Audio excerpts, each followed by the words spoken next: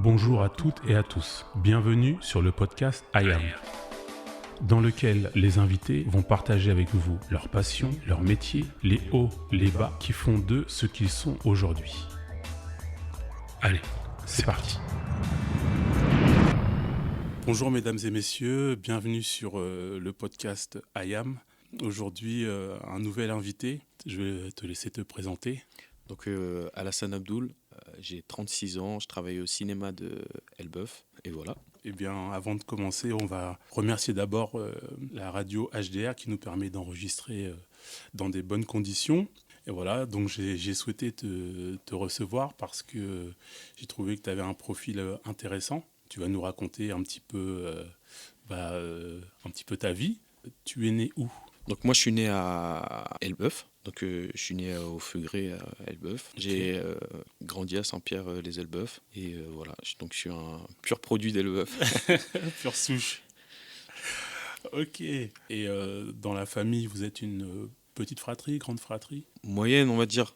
Donc j'ai deux frères, un grand frère, un petit frère et j'ai trois sœurs, une grande sœur, deux petites sœurs. Donc moi je suis en plein milieu. Ouais. Et voilà. Ok. Donc, il était comment le petit Alassane à l'époque ? Ah, Alassane, il s'est beaucoup assagi. Hein. Quand j'étais petit, j'étais très, comme ma mère a dit, très turbulent. Ah ouais ? Ouais, là, vous me voyez comme ça, je suis calme, je suis, on va dire même un petit peu introverti, mais quand j'étais petit, ouais, j'étais un petit peu trop agité. Je faisais pas des grandes bêtises, hein, mais j'étais trop agité. Ouais, tu bougeais beaucoup. Voilà. Ah ouais, parce que franchement... Non, c'est pas du tout la même image que j'ai. D'accord, ouais, c'est étonnant, mais c'est bien, c'est bien. Avec l'âge, on s'assagit toujours. Exactement. Donc, en termes scolaires, le cursus scolaire, c'était quoi ? Comme je t'ai dit, quand j'étais jeune, j'étais pas très sérieux. On va dire que, en fait, à l'école, j'étais pas l'élément perturbateur, mais moi, j'allais beaucoup à l'école. C'était beaucoup de bavardage, beaucoup de ça. Moi, j'aimais pas trop. On va pas se mentir, j'aimais pas trop l'école. Mais sinon, ouais, j'ai été jusqu'au bac. Ensuite, après le bac, j'ai été à la fac. Et après de la fac, c'est là que je suis rentré au cinéma. Donc, j'ai jamais travaillé avant. J'ai fait juste des petits jobs pour découvrir des métiers, etc. Comme maintenant les jeunes ils font pour découvrir des métiers en stage de troisième et tout. Nous, à l'époque, il n'y avait pas le stage de troisième. Mais mon cursus, il est très court parce que pour moi, c'était pas... On va pas se mentir, c'était pas trop ça. Après, quand tu grandis, tu comprends que... Mais à l'école, voilà. Ouais. Et donc, étant plus jeune, parce que tu dis que ton premier job, c'était dans le cinéma. Et quand tu étais petit, est-ce que tu te disais, ouais, quand je serai grand, je ferai tel ou tel job ? Foot, hein. Foot ? Ouais. Fan de foot ? Ouais, j'étais fan de foot. Je jouais à Côte-Bec-les-Elbeuf. Ok. Donc à l'époque, c'était un très bon club pour les jeunes. Et c'est comme ça que moi j'ai fait mes classes j'ai commencé en Benjamin moins de 13, j'ai commencé tard, hein, j'ai pas commencé très tôt. Et du coup, de par ma scolarité qui était très médiocre, tu sais, ma mère elle était très pointilleuse, donc elle voulait que on soit très carré pour que on puisse avoir un peu plus de liberté. Et j'étais souvent puni à la maison, voilà. Donc voilà. Donc moi c'était foot à partir de, allez, on va dire jusqu'à mes 13 ans. 15 ans, c'était foot. Donc, je voulais percer dans le foot. C'était foot. Donc, je pensais qu'à ça. Et voilà. Mais du coup, après, quand tu commences à grandir, tu te dis, bon, je pense qu'il va falloir faire autre chose. Hein. Ouais. Donc, malgré toi, t'as arrêté un peu... ce rêve est un peu disparu. Oui, il a disparu. Après, j'étais pas nul. On va dire que j'étais un bon joueur de foot. J'étais pas le meilleur à chaque fois dans mes trucs. Mais en fait, la différence que j'avais avec d'autres joueurs, c'est que j'avais plus la dalle que les autres. Donc moi, c'est comme ça qu'à chaque fois, j'ai réussi à jouer dans des bonnes équipes à Côte-Bec et à chaque fois, on a réussi à quasiment gagner dans quasiment toutes les catégories. On finissait deuxième, troisième, ou alors on jouait la montée et on est monté, je suis quasiment monté quasiment à toutes les catégories. D'accord. Donc j'ai joué à un bon niveau, j'ai même joué en élite régionale, donc j'ai joué en ce qu'on appelait avant DH, c'est maintenant R1 maintenant. Ouais. Mais après, là justement, moi en fait quand j'ai commencé à baisser le pied sur le foot, c'est quand j'ai commencé à travailler au cinéma. Tu vois, la transition, elle était, on va dire, parfaite Ouais. pour te dire, bon, allez, Ouais, je passe à autre chose. allez, passe à autre chose, sois un peu plus sérieux sur autre chose. Ok. Et donc, euh, pourquoi le cinéma? Pourquoi le cinéma? En fait, c'était un pur hasard. Et en fait, quand tu grandis, je me dis que, en fait, depuis tout petit, je suis lié au cinéma. Parce qu'en fait, mon grand frère, il a une vraie culture cinématographique. Tu vois, tout à D'accord. l'heure, tu me parlais aussi de cinéma, tu adores le cinéma, bah, lui, Ouais. c'est pareil. Ok. Et en fait, nous, on a regardé des films, mais inconsciemment. Pour nous, c'était le petit truc que tu regardais à la maison, en détente, etc. Mais il a regardé des films avec maintenant, Le recul? avec le recul, ouais, tu te dis, ouais, mais en fait, il a regardé des films un peu pointus, des vrais films, tu vois. Et donc, ouais, donc inconsciemment, j'étais déjà dans le cinéma depuis tout jeune. Et après, pur hasard, après, c'était le destin qui était comme ça. Un jour, mon oncle il me dit, ah tiens, le cinéma d'Elbeuf, il cherche des jobs étudiants. Mhm. Bah écoute, moi je me dis, bah, de toute façon, vas-y, je vais postuler, hein. Ils me prennent pas, tant pis. Et en fait, j'ai postulé comme ça. D'accord. Donc l'été, pas de nouvelles. Ouais. J'ai passé mon été tranquille. Septembre, j'avais aucun retour. Moi, j'avais commencé la fac à Rouen. Au mois d'octobre, il m'appelle. Un jour, il me dit, oui, pour passer un entretien. Je dis, bah ok. Tel jour, je passais un matin et je suis Mhm. venu. Ouais. Voilà, j'ai passé mon entretien et ils m'ont pris. Voilà. D'accord. Et l'entretien, il s'est passé comment? Il s'est passé comment? En fait, j'avais joué sur quoi? En fait, ça, tu le sais pas. Mais quand j'avais 20, 21 ans, avec un pote à moi, on faisait des soirées, tu vois, à la brocherie. Nous, on était vraiment organisateurs de soirées. Ok. Mais tu vois, je dis pas qu'on était réputés dans la région, mais on avait un nom. Et en fait, les gens, ils nous appréciaient par rapport à ce qu'on faisait, etc. Et en fait, du coup, moi, quand je suis passé à l'entretien, je me suis appuyé beaucoup là-dessus. J'ai pas joué sur mon CV parce que, voilà, tu vois, quand t'es encore à l'école, t'as pas forcément beaucoup d'expérience t'as pas beaucoup d'expérience. Du coup, bah, moi, j'ai beaucoup joué là-dessus en disant que, voilà, j'avais un statut d'auto-entrepreneur, que je faisais des soirées, que mon rêve, c'était d'être dans les meilleurs organisateurs de soirées du monde, etc. Tu vois, ça, Ah c'était... ouais.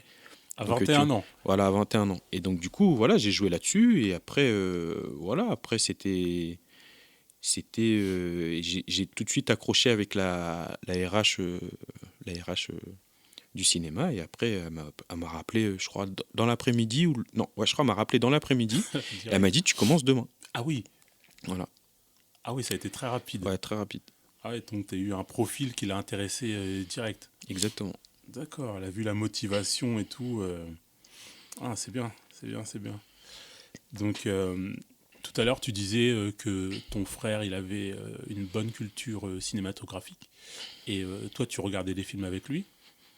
Et c'est quoi tes premiers souvenirs de films ou de cinéma? Qui m'ont marqué, Ouais, il y a eu Seven. ok. Tu vois, Seven, là, tu demandes à quelqu'un de regarder Seven, il va la regarder. Mais tu vois, moi, quand j'étais. Après, encore une fois, je le regardais. Mais Mais t'avais parce que, quel âge à peu près?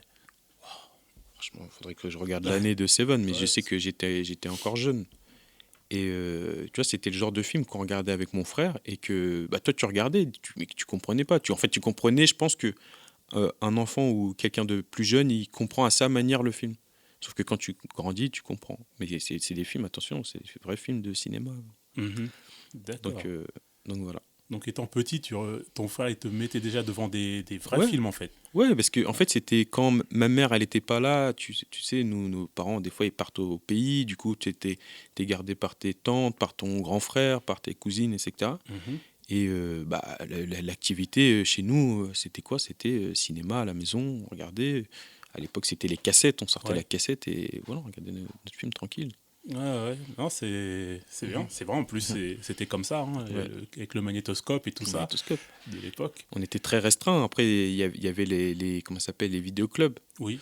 Il y avait les vidéoclubs pour aller regarder, chercher des petits films, etc. Mais tu vois, maintenant, tu vois, as toutes les plateformes, etc. Maintenant, si tu veux regarder un film, tu as l'embarras du choix. Même tu as trop de choix pour Oui. pouvoir faire ton propre choix. Des fois, tu perds du temps à chercher, mais à l'époque, tu n'avais pas trop le choix. Tu vois. Ouais, ouais, c'est vrai que les vidéoclubs, ça va parler à beaucoup, beaucoup de personnes qui écoutent ce podcast. Euh, c'est vrai que tu allais au vidéoclub et il fallait chercher, tu vois. Parce que tu pouvais pas prendre 10 000 films, tu vois. Mhm. Comme maintenant, sur Netflix ou quoi, tu cliques, ça t'intéresse, tu passes à autre chose et tout, tu peux regarder les extraits et tout. Mais avant, c'était pas ça. Exactement. Tu cherchais et puis Ouais. tu tombais sur le Ouais, mais film. après, je sais pas, parce que tu vois, encore une fois, ça, j'étais jeune, mais je pense que ceux qui allaient au vidéoclub, ils savaient ce qu'ils voulaient, tu vois. Maintenant, c'est différent. Maintenant, c'est avec les plateformes, tu es là, tu dis, ah, qu'est-ce que je vais regarder aujourd'hui? S'ils n'ont pas eu un film dans la journée, ou par exemple sur les réseaux, ou quoi que ce soit, ou quelqu'un qui leur a recommandé un film, je pense que si de toi-même tu dis, bon, je vais regarder ce qu'il y a aujourd'hui sur Netflix ou sur d'autres plateformes, voilà, tu vas perdre ton temps. Moi, je trouve que des fois, je perds beaucoup de temps quand je cherche un film, quand j'ai pas vraiment le film que je veux. Bon, Mhm. après, j'arrive à sélectionner plus rapidement, mais des fois, par exemple, oh, non, pas celui-là aujourd'hui, non, pas celui-là, il est trop long aujourd'hui, tu vois. Ouais. Mais ouais. Mais je pense qu'avant, à l'époque, je pense que. Bah, moi, je suis de cette génération-là. Les Mhm, vidéoclubs et tout. Et c'était beaucoup. Parce qu'il n'y avait pas toute la promo qu'il y a maintenant. mhm. Et il y avait beaucoup de films qu'on ne pouvait pas voir. Donc, il fallait attendre qu'ils sortent en cassette vidéo. Ah, ok, ouais. Voilà, parce qu'il y avait des films qui sortaient aux États-Unis et tout ça. Mais nous, on entendait parler par rapport à la musique. Parce que souvent, il y avait la BO du film qui sortait. Mais le film, on ne le voyait pas. Mhm. Et on attendait. Et on allait au vidéoclub. Donc, on cherchait justement. Et hop, des fois, on avait la chance, on voyait que le film était sorti en cassette vidéo. Ok, et les C'était BO, ça. vous les voyez où?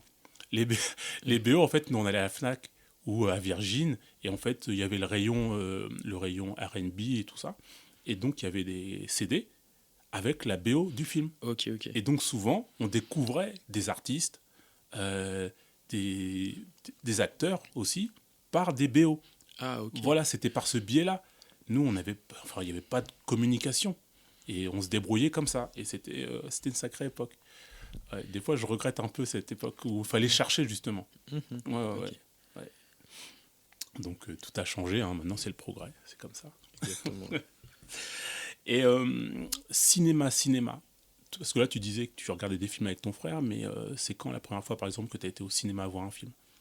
Je crois les premières sorties cinéma, je pense que c'était avec l'école, hein. Mhm. Ouais, nous on allait chez nous, on n'allait pas trop au cinéma, c'était plus à la maison, on regardait des films. Après ouais, cinéma, franchement, pour pas te mentir, là-dessus, c'était vraiment C'est plus quand t'as grandi, t'as pris un peu de l'âge, tu fréquentais les cinémas ou... en fait, on en fréquentait. Encore une fois, ça c'est un truc voilà, mais tu vois, genre par exemple, nous les films qu'on allait voir au cinéma, c'est parce qu'on séchait la fac. Tu vois, D'accord. on séchait la fac à Rouen, on avait juste à aller au doc au bout et après on allait regarder un film, tu vois, genre Avatar. Moi, je l'avais vu, le premier Avatar, je l'avais vu au doc. Bon, après, on va pas se mentir, j'avais dormi parce qu'il était trop long Il et que, était long, en ouais. plus, c'était trop tôt le matin. Mais ouais, nous, c'était au doc. On allait au doc avec mon frère de cœur. On allait là-bas et on se posait, on regardait nos films et après, on rentrait. On disait, ouais, on était à l'école, mais, Ouais, mais on était au cinéma. d'accord. Donc il y avait déjà le cinéma bien Exactement. ancré en toi. D'accord. Donc, tu commences à travailler au cinéma. Mhm. Et qu'est-ce que tu fais au début? Alors, moi, j'ai commencé avec un petit contrat. Je complétais, genre, je faisais l'après-midi. Le mercredi après-midi, en fonction des besoins, des grosses sorties de films, etc. Donc j'étais agent d'accueil. Donc je faisais le mercredi, de temps en temps le vendredi soir, ou alors le week-end. J'étais vraiment en plus de l'équipe qui avait En place? en place à l'époque. Et voilà, j'étais en complément. Donc franchement, je crois que j'avais un contrat de 5 ou 10 heures, un truc comme ça avec les cours. Et après, au fur et à mesure, le contrat il a évolué. Il a évolué. D'accord. Et ça aurait pu être un petit job vite fait comme ça, mais qu'est-ce qui a fait que tu as voulu plus t'investir dans ce travail? En fait, c'était l'équipe et l'environnement, l'ambiance et la passion aussi un petit peu du cinéma. Parce que tu vois, quand ils recrutent, à savoir pour ceux qui veulent vraiment être recrutés dans les cinémas, faut être passionné de cinéma. Si, par exemple, moi, dans ton CV, t'as pas marqué tout en bas la ligne cinéma, Ouais. quoi, tu viens me voir, il y a des millions de fans de cinéma qui rêveraient d'être à ma place ou de bosser au cinéma. Et il n'y a pas cette case-là. Donc, ouais, moi, c'était. Je peux même pas dire que c'était l'argent parce que j'avais un petit contrat. Donc, ça m'aidait un petit peu pour aller à la fac, manger, etc. M'acheter de quoi me faire plaisir et tout. Mais c'était la passion, l'équipe qu'il y avait en place, que j'aimais, les personnes que j'aimais bien, etc. Mhm. Donc, ouais, moi, c'était très humain et très la passion du cinéma. Voilà. D'accord. Et donc tu dis, tu commences avec un petit contrat, quelques heures et tout, puis la passion est là. Et quelles sont tes premières responsabilités, on va dire? Ou la période où tu sens que tu évolues, où on te fait confiance. Donc, moi, quand j'ai commencé, j'avais 20, 21 ans. Et, euh, et en fait, franchement, ça s'est fait avec un petit peu de chance, parce qu'à chaque fois, il y avait des personnes qui partaient Hmm. parce qu'ils avaient fini leurs études et du coup, ils allaient travailler, ils allaient travailler autre part. Ou alors parce que bah, j'avais la dalle. Moi, tu me disais de faire n'importe quoi, je le faisais, hein. Je me posais pas la question de ah non, non, moi, c'est pas à moi de faire ça, etc. Moi, tu me disais de faire quoi que ce soit, je le faisais et voilà. Moi, je voulais être là. Il y avait une bonne ambiance, du coup, je continuais à faire mon travail tout en espérant de grimper et de pourquoi pas avoir des responsabilités. Donc, ça a commencé comme ça. Ensuite, donc, je suis passé de 5 heures, je crois que j'ai fait 5, 10, 15. Et après, à 15 heures, tu vois, là, tu commences, je dis pas que tu es un ancien, mais tu vois, vu qu'il y en a beaucoup avant moi qui sont partis, toi, tu te dis, bah, là, je pense que maintenant, les nouveaux qui sont derrière, c'est à moi de les former. Ah oui, Du c'est coup, en vrai. fait, ça commence comme ça. Ok. Et après, c'est comme ça que tu commences à te dire, ouais, bah attends, c'est comme ci, c'est comme ça. Bah, ici, l'ambiance, elle est comme ça. Et tu vas commencer à te former comme ça en tant que, pas vraiment manager, mais entre guillemets, tu commences à avoir des responsabilités sans être vraiment responsable. Et là, il y a donc c'était le technicien, donc c'était le responsable de technique à l'époque, parce que là, maintenant, nous, on a changé de modèle. Avant, tu avais un responsable de projection. Mhm. Et après, vu que le cinéma, le siège est au cinéma, tu vois, il y avait un lien direct. Il n'y avait pas forcément d'avoir d'un directeur ou quoi que ce soit. Ouais. Sauf qu'après, on a grandi, etc. Du coup, faut fatalement un directeur sur chaque site. Et, euh, et donc, du coup, quand lui, il est parti, on m'a dit, bon, bah, voilà, tu vas reprendre 16 heures. J'avais quand même au-dessus de moi le directeur Le direct. technique qui était là, vu que le siège, on était au siège. En fait, voilà, j'ai commencé comme ça, et après, on m'a dit, bah, attends, tu vas faire une formation sur la projection, projectionniste. Ok. Moi, j'allais pas dire non. Ouais, ouais. Donc ça, c'est les formations en interne que j'ai faites. J'ai dit, ok, pas de problème. Ensuite, on m'a commencé à m'envoyer à Paris faire des formations pour les nouveaux modèles de techniques qui arrivaient. Parce que tu vois, moi, je suis arrivé pile poil dans la transition entre le, les anciens projecteurs 35-70 Ouais. et le numérique. Moi, je suis vraiment arrivé. Moi, quand je suis arrivé, il y avait encore les Les bobines et tout. bobines et Ouais, tout. tu Ah vois. ouais. Donc, tu vois, moi, j'arrivais pile poil. C'était encore en évolution. Tu vois, le numérique, il était encore en évolution, Donc du coup. toi, tu as changé les bobines et tout? Non, moi, j'ai pas Non. changé. Justement, moi, quand je suis arrivé, il y en avait encore. Du coup, l'ancien projectionniste, il changeait encore. Mais moi, je suis arrivé pile poil au niveau La transition. de la transition. Ok. Après, je pense il aurait fallu un peu plus de formation quand même que sur le numérique Ouais. actuellement. Maintenant, le numérique, c'est un ordinateur. Voilà, il faut avoir des connaissances sur le projecteur, mais après, c'est un serveur où tu lances un film. Donc voilà. Donc c'est comme ça que j'ai évolué. Donc du coup, là, je suis passé. J'ai pris sa place le temps qu'il revienne. Et en Mhm. fait, quand il est revenu de sa formation, donc il avait fait une formation, je crois, électricien, etc. Et quand il est revenu, on m'a dit, bah, vous êtes deux, mais je pense que je crois qu'il s'appelait Vincent. Il m'a dit, je crois Vincent, il va bientôt partir. Donc potentiellement, tu vas peut-être prendre sa place. Je dis ok. Après, moi, j'ai dit, moi, je suis chaud, hein. Tu me dis, je vais être là. Là, je passe de 25. Là, donc là, j'étais à 25. Je passe à 35. Avec plaisir. Donc voilà. Ok. Donc là, c'était CDI. Donc, en fait, nous, en fait, notre formule, c'est que CDI. Donc, que ce soit que tu viens d'arriver ou c'est que CDI. Ok. Après, si tu veux partir de toi-même, tu pars. Après, si tu n'as pas les compétences avant ta période d'essai, bah, tu pars avant. Mais nous, on prend généralement que des CDI. Après, quand on a besoin de renfort pour les grosses périodes, pour les fêtes ou pour, euh, pour les vacances, on prend des CDD. D'accord. Ok. Mais bah, ouais, il y a eu le facteur chance qui est Ouais, exactement. intervenu, mais ton investissement aussi, il a payé, puisque comme tu dis, il y en a beaucoup qui sont partis. toi, tu aurais très bien pu partir, mais non. Exactement, ouais. Ouais, ouais, Ouais, non, moi je te disais, à l'époque, c'était pas l'argent. Moi, c'était la passion du cinéma, la dalle, et j'étais bien. Tu vois, dans un environnement où quand t'es bien, c'est sain et tout, tu te dis, bah, attends, pourquoi je partirais et tout. En plus, juste à côté de chez toi, en plus. juste à côté de chez moi, j'avais pas encore de voiture, mais tu vois, je prenais le bus. Après, quand je finissais à 23h, mes potes, ils venaient me chercher. Et voilà. D'accord. Ah, bah, c'est c'est bien, c'est bien. Franchement, Mm. félicitations de t'être accroché Ah, comme ça parce que ça a payé. merci, merci. Ok, donc tu dis que on t'envoie en formation, donc tu prends plus en plus confiance et puis, mais là, tu vas en formation pour faire de la projection Mhm. et c'est quoi l'étape d'après?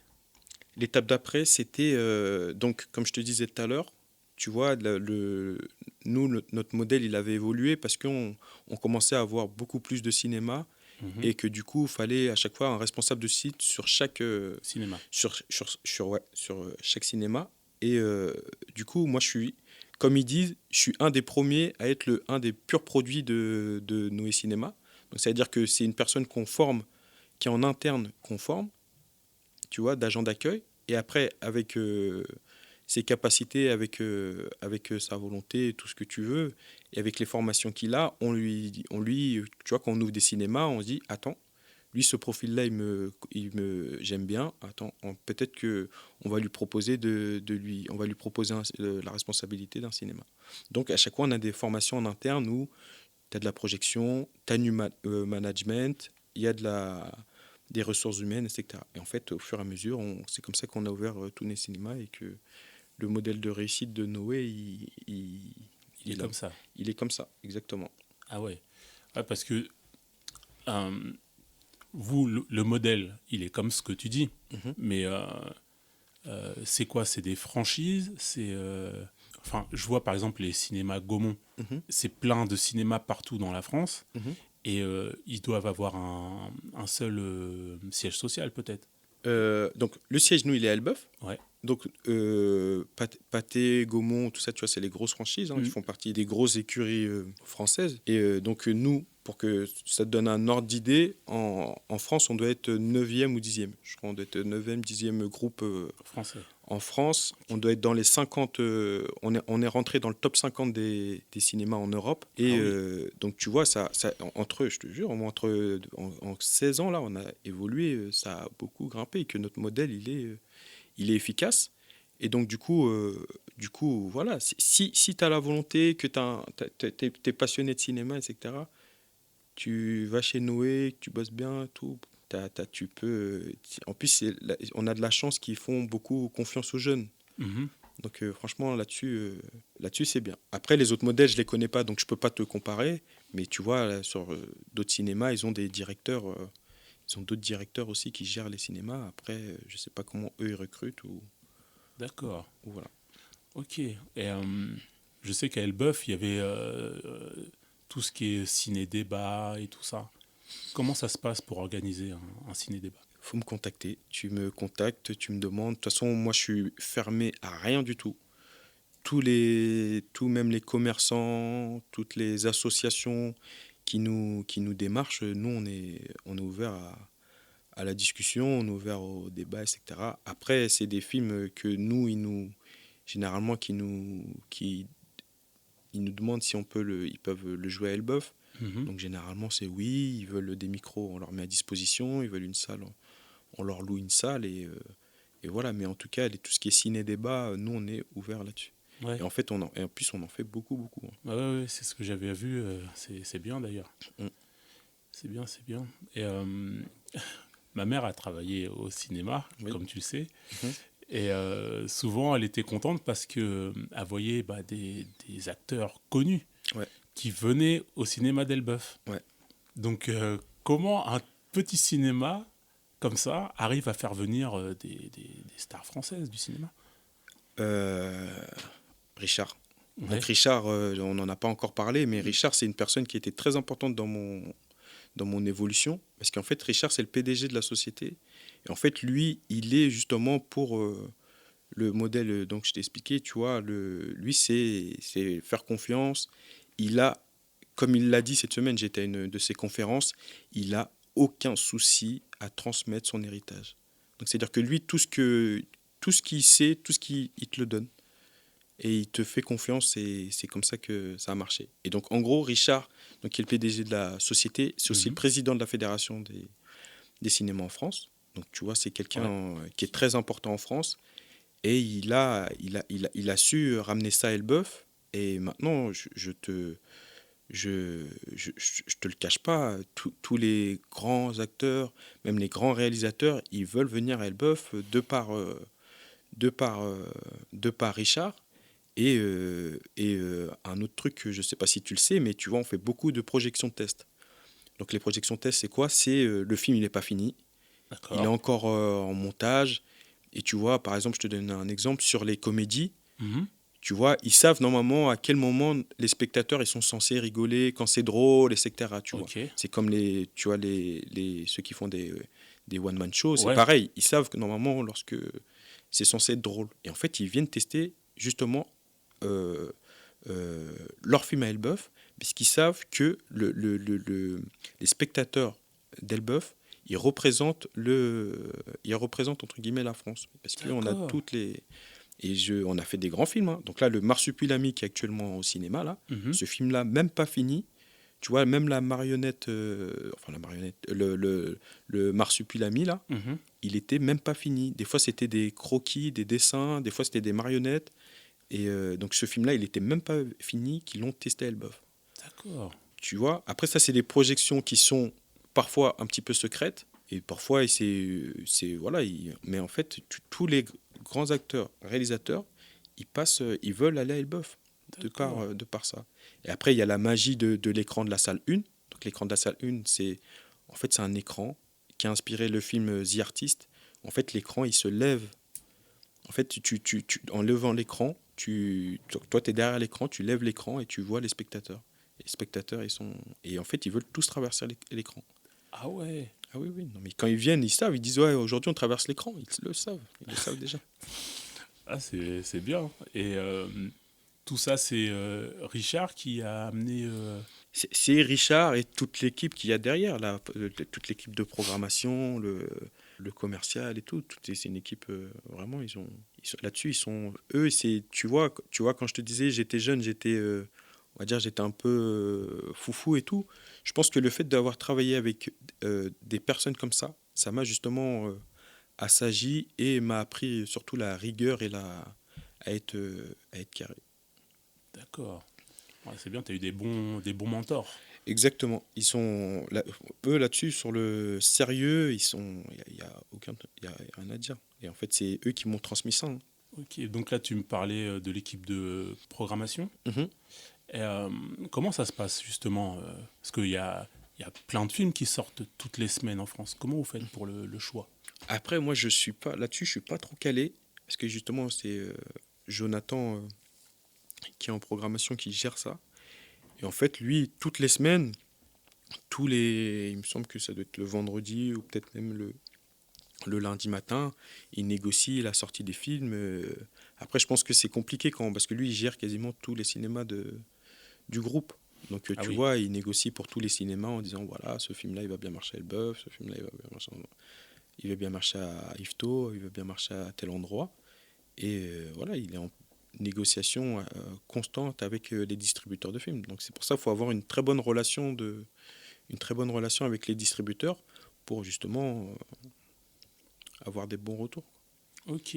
Il arrive qu'il y ait des films qui sortent dans des salles, mais pas dans d'autres. Comment ça se fait? Comment vous réussissez à choisir justement, à faire le choix? Non, ce film-là, on le prend pas. Encore une fois, ça c'est typiquement à Jonathan. Ouais, Et c'est lui qui gère ça. ouais, j'aurais bien voulu en savoir plus. Après, c'est parce que en fait, il gère tellement de cinéma. Des fois, j'ai pas envie de l'embêter avec ça, mais c'est des négociations qu'ils ont avec les distributeurs, hein. C'est comme tout en vrai. Mhm. Je pense que si tu es un bon copain avec les distributeurs, ils vont entre guillemets, ils vont te mettre bien. Mais ouais, lui, c'est ses négociations. Il sait que par exemple, à Elbeuf, ce film-là, il va plus marcher que dans un autre endroit. Du coup, il va le placer là. Mhm. Il va le mettre en full. Full, ça veut dire qu'il va le mettre quasiment à toutes les séances. Après, des fois, il y a beaucoup de demandes de spectateurs de ce film-là, on l'a pas, etc. Justement, tu vois, nous, on essaye de répondre au max aux attentes des spectateurs. S'il y a une personne qui vient nous demander, ouais, c'est compliqué, mais tu vois, si on a beaucoup de demandes qui se répètent, on va pas hésiter à le sortir au cinéma. Ouais. Après, D'accord. c'est en fonction des capacités des salles, de plein de choses. Hein. Il y a plein de facteurs qui rentrent en jeu. Hein. Quand tu as 15 salles, quand tu as un multiplex ou quand tu as un cinéma avec 4 écrans, 5 écrans, c'est différent. Oui, ouais, c'est vrai. C'est vrai, tu as plus de choix, tu Ouais, peux sortir exactement. plus de films. Donc vous êtes...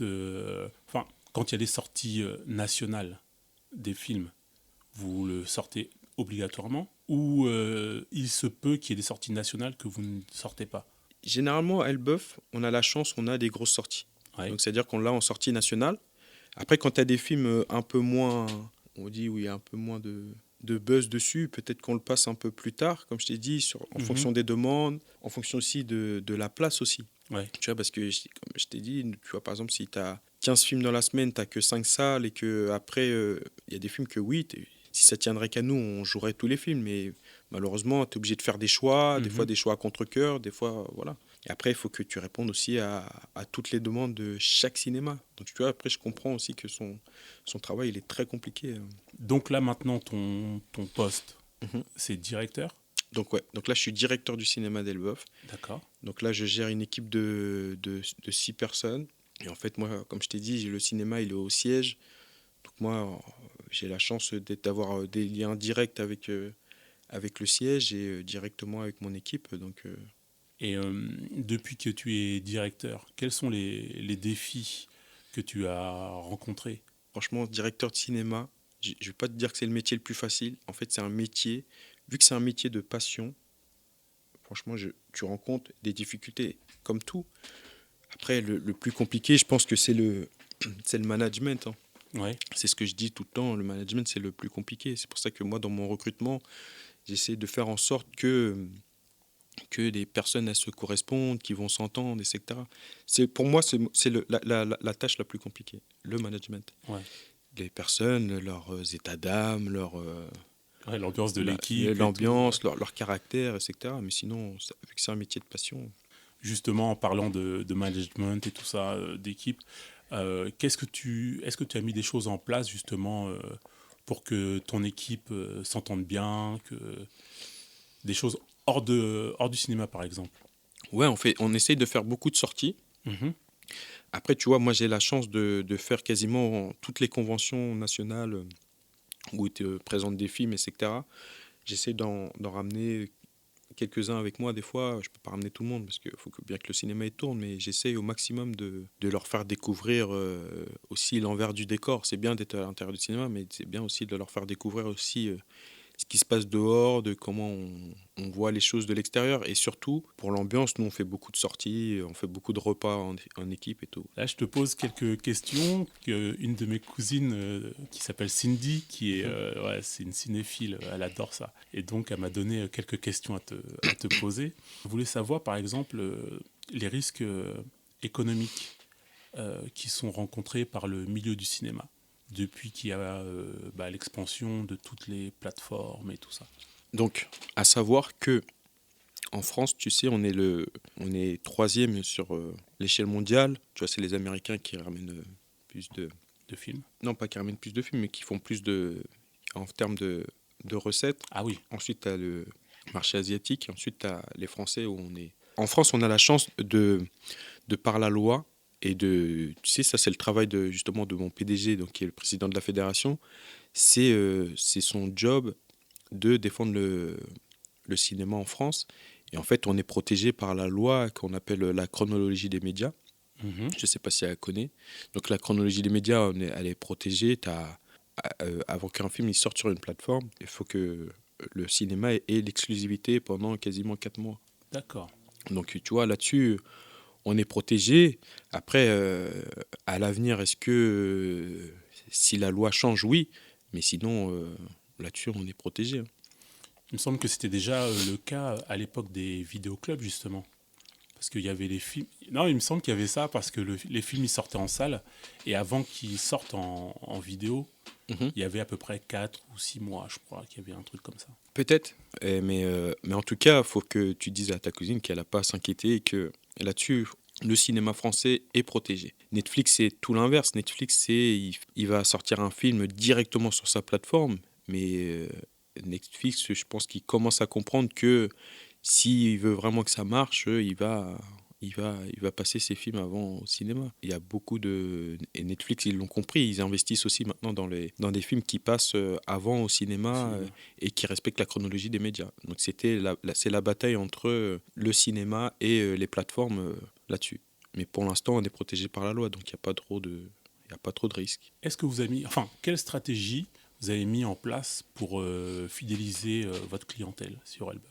En fait, nous, on a des spectateurs qui sont très... On voit quasiment tout le temps les mêmes personnes qui reviennent à chaque fois. En fait, ce qu'on a en fidélité, c'est la carte. On a une carte d'abonnement, donc de 5-10 places. Et en fait, ils reviennent quasiment, qui renouvellent à chaque fois qu'elle est finie. Et en fait, voilà. Et en fait, ce qu'on fait, nous, c'est qu'on essaye de faire beaucoup d'animations autour des sorties de films. D'accord. On fait beaucoup, tu l'as dit tout à l'heure, de ciné-débat, on fait beaucoup de débats, on a une programmation thématique, on a des films pour les tout petits à un prix très attractif à 2,50, on a les mêmes pour les personnes âgées qu'on appelle le ciné d'or, on a le ciné doudou pour les tout petits pour leur faire découvrir le cinéma, tu vois. Donc les tout petits, c'est différent parce que tu vois, on met le son pas très fort, la lumière elle reste un petit peu allumée, elle est un petit peu tamisée, on essaye de leur faire des jeux d'éveil en parallèle de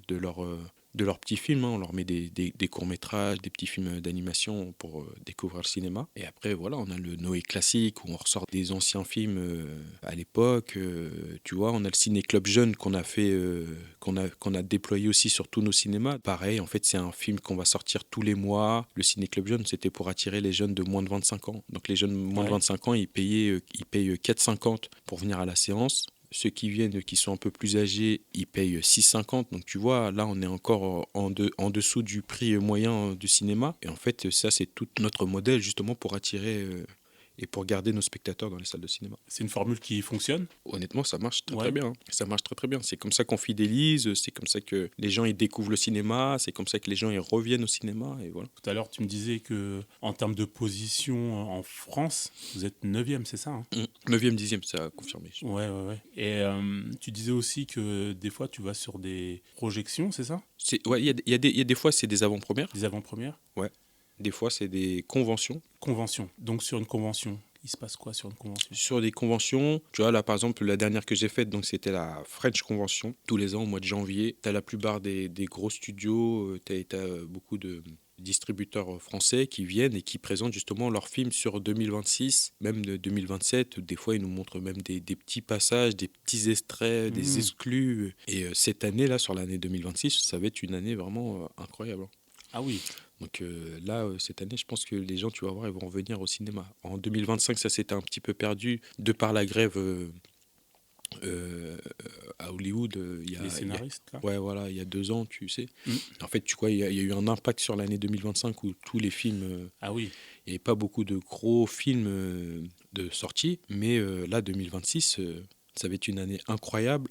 Et tu sais, le fait que une personne vienne au cinéma, en fait, comme ça répond aussi à ta question d'avant pour compléter, c'est que les personnes qui viennent au cinéma, en fait, quand ils rentrent dans une salle de cinéma, ils vont fatalement voir les bandes annonces et tout. En fait, ça les réattire à dire, ah, faut que je revienne, faut que je repasse au cinéma.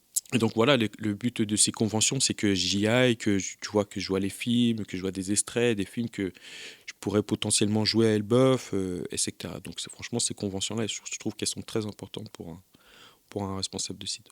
Ça t'aide dans tes choix et tout ça en plus. Exactement, ouais. Ok. Tu vas aussi au festival? Tu assistes au festival? Ouais, donc festival, ça fait allez, peut-être 13-14 ans que j'y vais.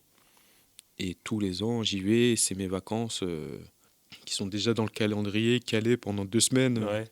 Festival de Cannes et tout. Festival de Cannes et Cannes, ouais. D'accord. Donc tu vas, t'es représentant de Noé, donc tu vois tous les films que tu veux. Ça se passe comment? c'est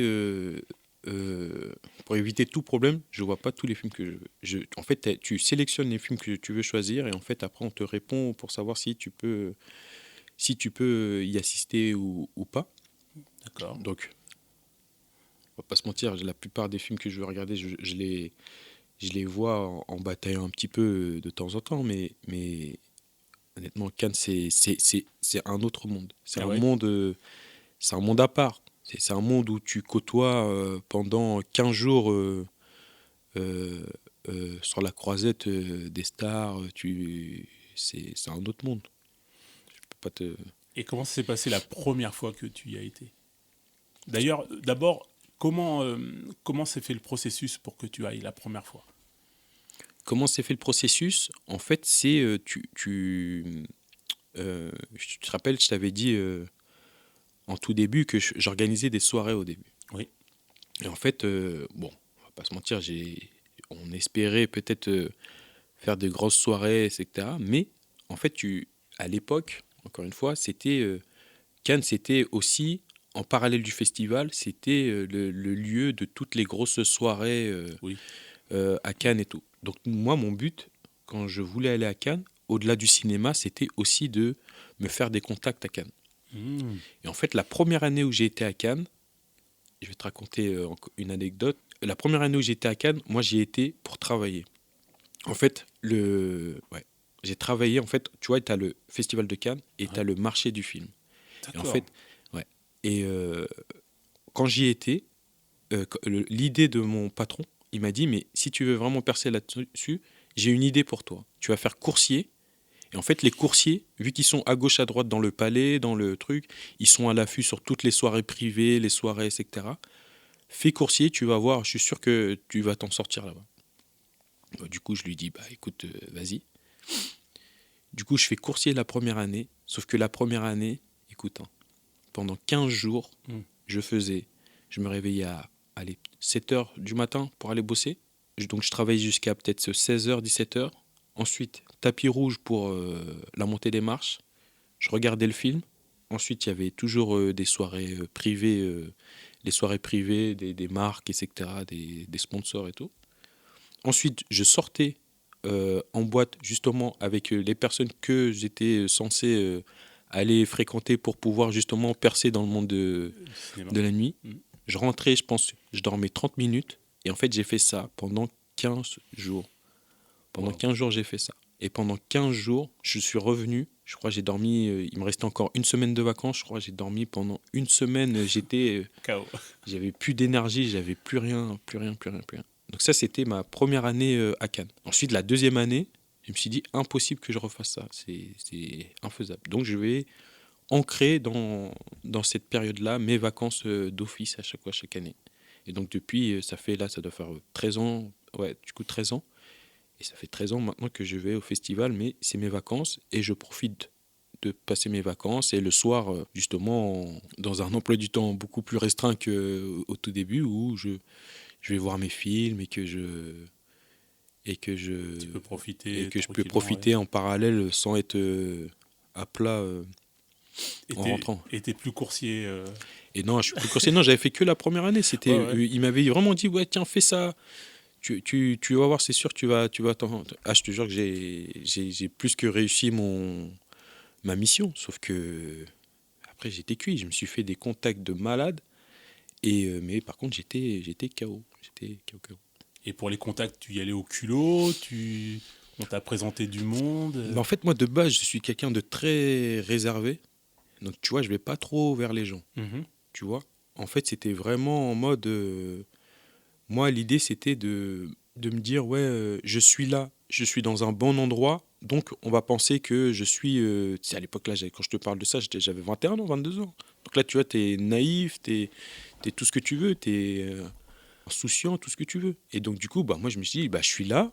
Il y a des personnes, je crois, les plus puissantes dans ce métier-là. Du coup, je vais être là et je vais pas m'imposer, mais je vais pas faire le petit. Du coup, je suis obligé d'être là, de faire semblant. Je suis comme vous, mais je suis pas comme vous. Tu vois? Et donc, c'est comme ça que j'ai fait mes contacts en discutant avec des gens. Et en fait, et après, quand tu le revois maintenant avec les influenceurs, etc., ils savent que si tu veux entre guillemets, avoir un peu plus de visibilité, faut que justement tu sois dans ces endroits-là pour justement que tu es un petit peu plus crédible, etc. Tu vois. Ouais, ouais. Donc voilà, moi je me suis fait mes contacts comme ça parce que je suis quelqu'un de très réservé, mais après j'en connais, ils sont culottés comme... Ouais. Ah ouais, non. Ouais, ils osent, ils osent. Ah, ils y vont. Alors, ben c'est une bonne démarche hein, que tu as donné Mhm. ton patron là, d'y aller comme ça. Là, et puis, Mhm. en plus, le fait d'être coursier, là, ouais, t'as vu l'envers du décor, mais vraiment. Exactement, ouais. Parce que nous, enfin, c'est vrai que tu vois ça à la télé, enfin, Festival de Cannes, la montée des marches.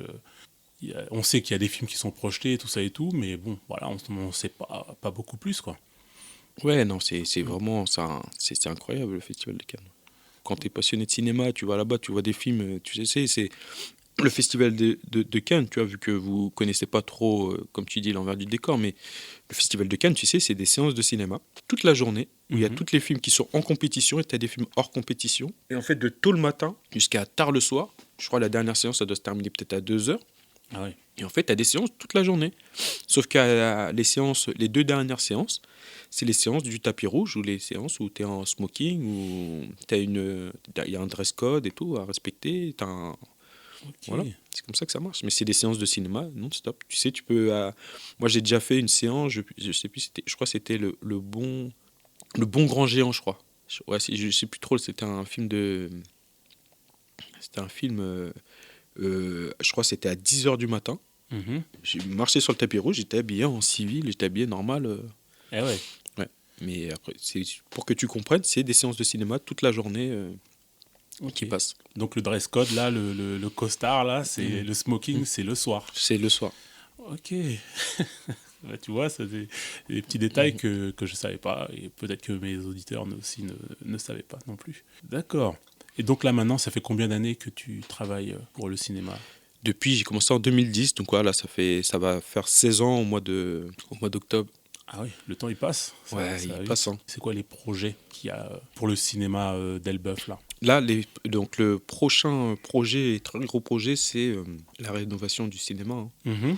Donc là, d'ici un mois, on va justement entamer les travaux. Et donc là, ça va être agrandissement du cinéma avec 2 salles supplémentaires et une rénovation du cinéma complet. Donc Ouais. ça, c'est le prochain très gros projet du cinéma. Donc là, celui-là, il me tient vraiment à cœur. Mhm. Donc là, dans un mois, on va démarrer. Et voilà. Et après, hop, on repart sur un nouveau challenge où là, justement, il faut réattirer parce que là, on va perdre quelques spectateurs. Mais j'ai aucun souci. Dès qu'on va réouvrir le cinéma, on va récupérer nos spectateurs. Même, on va aller en chercher d'autres. Mais Donc ça va être mon nouveau j'ai cru challenge. comprendre que le cinéma fermait pas pendant les travaux, c'est ça? Non, Hein. en fait, tu vois, la partie avant du cinéma, là, donc Mhm. c'est la zone, la partie bétonnée du cinéma, là. Oui, Donc celle-là, elle a été faite en 98, celle-là bouge pas. Et donc, du coup, il y a 2 salles. Et donc, ces 2 salles-là, on va jouer avec ceux-là. d'accord. Et les travaux vont durer combien de temps? Quasiment entre 18 mois, 2 ans, D'accord. Ah oui, donc c'est des gros travaux quand hein. même. Ouais. Et ça va donner une quoi comme...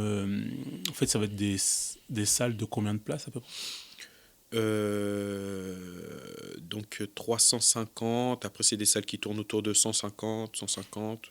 Là encore, c'est pas encore définitif parce qu'en fait ça dépend de la taille des fauteuils. Encore, on n'a pas encore choisi la taille des fauteuils. Donc là, vous êtes encore dans le choix de plusieurs stratégies, plusieurs domaines. Ouais, plusieurs équipements, ouais. Hmm. Donc là, pour l'instant, D'accord. Écoute, qu'est-ce qu'on peut te souhaiter pour l'avenir? l'avenir, moi tu sais, à part la santé, après le reste on va aller le chercher, hein. Tant que j'ai la bonne santé, que autour de moi on m'aime, moi après je suis heureux et voilà. Moi tu sais, c'est très simple. Si un jeune écoute le podcast et il a envie lui aussi de devenir directeur de cinéma comme toi, Mhm. qu'est-ce que tu pourrais lui conseiller? Qu'il n'oublie pas déjà dans le premier lieu de marquer sur sa feuille cinéma. Ouais. Et après, lors de l'entretien, qui parle beaucoup de cinéma, qu'il ait vu beaucoup de films. Parce que ça aide aussi, hein. Ouais. Mais vraiment, hein. Ça, c'est une des questions qu'on pose fatalement aux questions. Et après, c'est comme tout métier, hein. Je pense que si tu fais tes preuves, après tu peux que t'en sortir. Mais ouais, il faut avoir beaucoup de passion, faut être beaucoup passionné pour travailler dans le cinéma. C'est un métier de passionné. Mhm. Faut pas compter ses heures, faut. Oui, ouais, faut pas compter ses heures, faut y aller, quoi. toute façon, pas le choix, hein, c'est comme ça que ça marche maintenant, je pense. Ouais.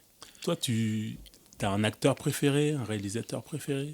J'ai pas d'acteur préféré. Après, si je dois en mettre un au-dessus de tout le monde, je pense que je mettrais Denzel. Mhm. Denzel Washington, ouais. Et tu vois, c'est des personnes que quand je les vois passer à côté de moi à Cannes, moi je suis que admiratif. Donc ouais, Denzel, j'aime beaucoup. Ouais. Ouais, un grand monsieur du cinéma. Un grand monsieur. Après, en vrai, il y en a plein, hein. J'ai pas vraiment de préférence. Après, il y en a plein, hein. Je pourrais t'en citer plein, mais je pense que je mets Denzel au-dessus un petit peu de tout le monde pour tout ce qu'il représente pour le cinéma. Donc tu lui as jamais parlé, Je lui ai jamais parlé. J'ai jamais parlé. mais tu l'as croisé. Il est passé à côté de moi, j'ai senti son parfum, mais non, je lui ai jamais parlé. D'accord, ouais, Denzel, sacré Denzel. Tu sais, Ouais. c'est un monde. Les gens ils pensent que c'est un monde très fermé quand tu es à Cannes et tout, mais oui, certes, c'est très fermé, mais là, si j'aurais eu la chance de lui parler, c'est qu'il aurait eu un peu de temps, sauf qu'il est passé justement à côté de moi. Tu vois, c'était pendant c'était pendant une projection et il passe, tu vois, sur la présentation des acteurs, il passe à Ouais. côté de toi. Là, à aucun moment je pouvais lui parler. Ouais, ouais, ouais. J'aurais pas eu cette audace-là de faire ça. Ouais, de Ouais. l'arrêter et tout. Ouais. C'est vrai que de l'extérieur, tu vois les gens qui viennent répondre aux questions des journalistes et tout ça et tout, mais après ils s'en vont, quoi. C'est tout ce qu'on voit, quoi. Exactement. On voit pas le reste, mais je pense que après c'est un microcosme aussi. Mais toi, ça fait 13 ans, c'est ça que tu y vas? 13 ans, ouais. Ouais, donc tu as tes habitudes aussi là-bas et tout. Ouais, j'ai mes habitudes, hein. Moi, honnêtement, je t'ai dit, moi, c'est vacances, chill, donc ça change, ça varie en fonction de qui est avec moi, de mes amis et tout.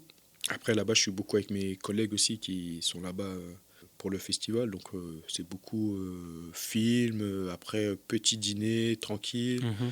Après, avant, il y avait beaucoup de soirées, hein. Beaucoup, beaucoup, mais là, il n'y a plus beaucoup de soirées, mais avant, t'étais certain, chaque soir, tu faisais une grosse soirée privée comme tout le monde voit, là, Ouais, ouais. et après tu rentrais chez toi, et après le lendemain, en rebolote, hein, tu profites, tu vas à la plage, tu vas manger à la plage, tu fais des petites activités, et voilà. Après, en fonction de la programmation, vu que, comme je t'ai dit, c'était un cinéma géant toute la journée, moi, je vais beaucoup voir de films, donc voilà, c'est mes habitudes, mes 2 semaines ancrées dans mon calendrier. On y... ouais, ces 2 semaines-là, on n'y Voilà, touche pas. personne n'y touche. Ah oui, je voulais revenir sur quelque chose. La période du Covid, Mhm. comment ça s'est passé au cinéma d'Elbeuf? Comment ça s'est passé? Moi, je me rappelle le jour où on fermait, je crois que j'étais au restaurant, et on m'appelle, on me dit, ouais, il faut fermer le cinéma. Mais je raccroche. Je dis, mais qu'est-ce qu'il me raconte? Mon collègue, j'ai dit, mais je travaille pas là, me parle pas de ça. Après, il me rappelle, il me dit, oui, il faut que tu viennes, on ferme le cinéma. Pour moi, c'était un peu. Tu sais, en fait, pour que tu saches aussi, j'ai un logement de fonction aussi là-bas. Donc, du D'accord. coup, aussi, j'y suis beaucoup.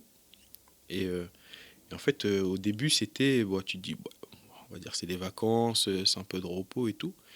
Mais c'était déjà, pour moi, psychologiquement, c'était compliqué parce que moi, j'ai toujours, tu sais, je suis sorti de l'école, aussitôt j'ai travaillé. Donc moi, j'ai jamais, entre guillemets, rien fait pendant Autant de temps, ouais. autant de temps. Mais après, donc ça, c'est personnel. Mais après, pour le cinéma, qu'est-ce que tu veux? Un truc comme ça, on subit un petit peu. Après, il y a eu beaucoup d'aides de l'État Pour subvenir. pour sauver justement la culture et le cinéma. De toute façon, il y avait le chômage partiel et tout, mais on va pas se mentir. Là, l'État là-dessus, ils ont beaucoup réinvesti justement sur la culture. Tu vois, ils ont développé après pour justement réattirer les jeunes le pass culture juste après. Mais la culture, on va pas se mentir, on a été très protégé Ouais, par l'État. ouais, ouais. Donc oui, ça a été compliqué de fermer les cinémas. Après, voilà, c'était une période où je crois que personne n'avait le choix. Donc, Et à la réouverture, t'as ressenti l'engouement des gens pour revenir dans les salles ou parce que c'était la période où il y a eu le gros boom de Netflix et tout ça et tout.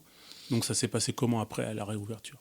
En fait, à la réouverture, en fait, ce qui a été compliqué, c'est que tu vois, les films qui étaient programmés sur la période justement où on fermait et tout, tu vois, Mm. c'est les films qui ont été ressortis à la période, tu vois, pour Mhm. rattraper un peu. Et malheureusement, il y a des films qui se sont perdus en route, justement. Là, Disney, ils ont aussi, c'est là qu'ils avaient sorti Plateforme. leur plateforme et ils avaient sorti aussi quelques films, etc.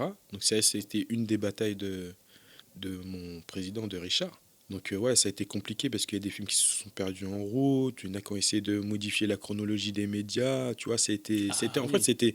c'était une vraie bataille, hein, franchement, là-dessus, c'était très compliqué pour les cinémas, surtout là-dessus, même si nous, on a été beaucoup aidés par l'État par rapport aux pertes de chiffre d'affaires et tout, mais ouais, c'était compliqué niveau film. Donc du coup, on a récupéré les films qui étaient censés être trucs. Il y en a qui sont perdus en route. Et après, après c'était une période un peu calme. Et après, il y a eu une grosse période où justement tous les gros films qui devaient sortir, ils sont tous sortis d'un coup. Du coup, bah, hop, on a remonté. Et après, et après voilà, c'est comme ça que ça a ressorti. Mais l'État, on va pas se mentir, en France, ils ont beaucoup, on a beaucoup été aidé par l'État justement Pour cette période-là. pour la période et justement ils voulaient protéger la culture. La culture en France, c'est très important. Mhm. Ouais, ouais, c'est vrai que c'est une question. Enfin, je me la posais et je me disais ouais, que comme tout ça s'était fermé, après, en fait, comme les gens ont repris des nouvelles habitudes Mhm. euh, de ce fait-là, comment redynamiser, même s'il y a des sorties, mais comme les gens ils essaient de s'arranger autrement, faut redynamiser, faut redonner envie aux gens de revenir dans les salles obscures. Faut redynamiser. On est beaucoup passé sur les réseaux sociaux. Après, tu vois, on a fait beaucoup d'animation au cinéma justement pour réattirer. Tu vois, on faisait des activités après les films. On faisait des Vous faites quoi par exemple comme activité? Comme activité, tu vois, par exemple, on fait des caouts. Donc, caout, tu connais pas. Caout, Ah, c'est un jeu. mm, Donc, on passe à l'écran et que, bah, il y a un petit QR code. Tout le monde scanne avec son téléphone le QR code. En fait, après, tout le monde répond aux questions. Puis après, à la fin, voilà, t'as les résultats. Et après, donc, on fait ça. C'est ce qu'on fait le plus souvent. Donc, ça marche bien et ça met une bonne ambiance en salle. Et tout le monde y joue.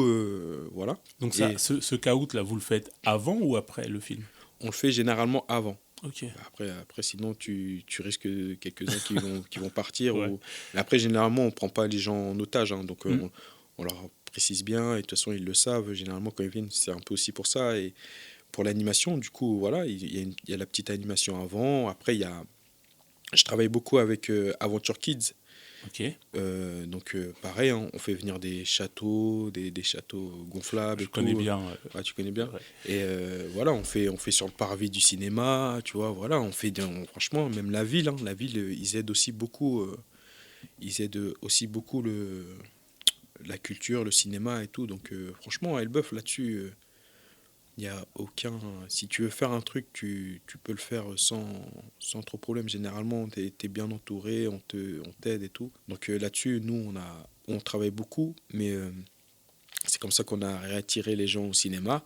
Et après, pour pas se mentir aussi, c'est l'offre. Hein. Si tu as des gros films et des films, comme je t'ai dit, après, ça effet boule de neige, hop, Ouais, ça repartit. Hein. Tu vas voir, 2026, on en rediscutera si tu veux, mais ouais. tu vas voir, 2026, ça va être une année pour moi incroyable. Dès déjà le mois d'avril, là, tu vas voir avec Super Mario, Michael. Michael, je suppose que c'est sûr à 100% que tu l'attends. Ça va être quelque chose. Hein. Donc, avant le Covid, vous aviez un certain nombre de fréquentations. Mhm. Donc après Covid, ça descend. Ouais. Et là, est-ce que c'est remonté au niveau où c'était avant ou c'est un peu difficile? C'était difficile. En fait, c'était difficile. Après, tu vois, les chiffres, ils sont un peu faussés vu que tu vois, dans le, dans le calendrier, tu as un trou où tu te dis, bah, tu as des gens que tu as perdus. Donc voilà. Donc du coup, tu compares aux anciens chiffres. Mhm. Après, encore une fois, pour moi, ça aussi, c'est faussé parce que ça dépend aussi de l'offre.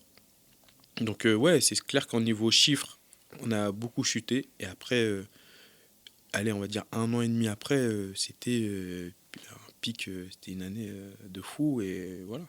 Après, là, on les a reperdus en 2025 de par la grève Oui. qu'on a reperdue. Mais 2026, Ça va remonter. Ça va remonter, mais pour moi, tu vas voir, ça va être très, très, très fort. Eh bien, on arrive bientôt à la fin du podcast. Mhm. Est-ce que tu avais quelque chose à dire ou est-ce que tu as quelque chose à annoncer ou... Pas spécialement. Après, en tout cas, je tiens à te remercier pour ta démarche et de m'avoir sollicité pour venir sur ton podcast. En tout cas, tu sais, moi, je suis quelqu'un, comme je te l'ai dit, très réservé. Je fais rarement ça, même, tu vois, quand le journal d'Elbeuf et tout, il me sollicite pour des petits interviews ou même la région et tout pour faire des trucs. J'ai un peu de mal, mais je le fais quand même parce que Ouais. ça fait partie du jeu, tu vois. Et après, là, c'est un peu plus personnel. Donc là, je pouvais te dire non, je pouvais te dire oui, mais Oui.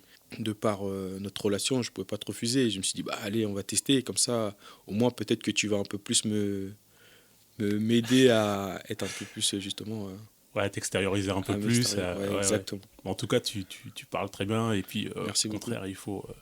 je t'encourage à continuer dans cette voie et je tenais aussi à te remercier parce que en fait, c'est vrai que 2 fois par an, j'organise une journée festive à Elbeuf. Parce que c'est vrai que tous les jours d'Elbeuf, on revient souvent à Elbeuf. On peut Exactement. partir, mais on revient toujours à la base à Elbeuf. Et lors de ces journées festives, je fais souvent gagner des places de cinéma. Ok. Et à chaque fois, j'ai toujours ton concours sur ces lots. Donc c'est aussi très très gentil de ta part de Et pouvoir c'est normal. participer.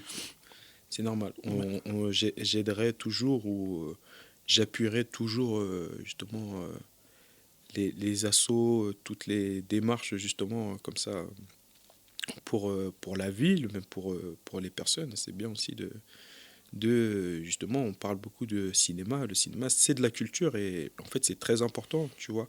À travers le cinéma, tu peux transmettre beaucoup de choses. Donc voilà, c'est pour ça que je refuse rarement. C'est pour ça que j'ai accepté d'être là aujourd'hui et que voilà.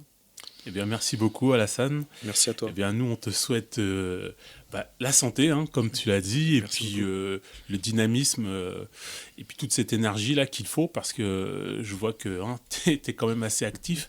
Donc, que tu aies tout ça là, et le gros pic pour 2026 avec toutes ces belles sorties. Ah, je te l'ai dit, on en Ouais. rediscutera, tu verras. Ok, Ça marche. eh bien merci à tous et à toutes de nous avoir écoutés sur ce podcast aujourd'hui.